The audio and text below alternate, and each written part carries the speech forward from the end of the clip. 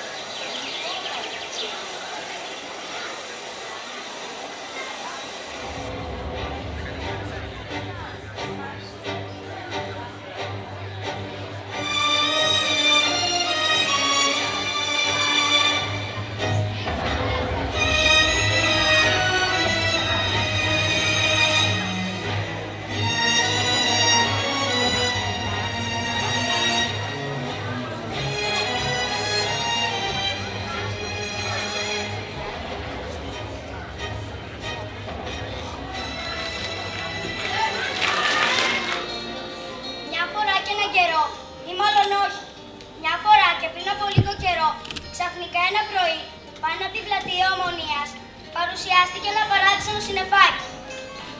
Και λέω παράξενο, γιατί ενώ τα άλλα συννεφάκια ήταν σχεδόν άσπρα και στέκονταν ψηλά στον ουρανό, αυτό ήταν χαμηλά. Θέλεις να γίνουμε φίλοι? Φίλοι, εξαιτίας σου δεν μπορούμε να αναπνεύσουμε. Παιδιά, πάμε να φύγουμε, θα γίνουμε κατάμαυροι από τη χορτούλα. Παλιόπαιδα! Καλέ, τρέξτε! Τρέξτε γρήγορα, τρέξτε! Κάποιος με βοηθήσει!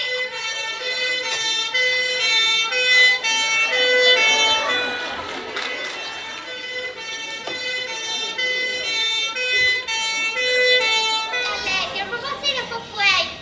Κάτω στο νερό, τώρα στα βαθιά. Πολύ κουραστήκαμε.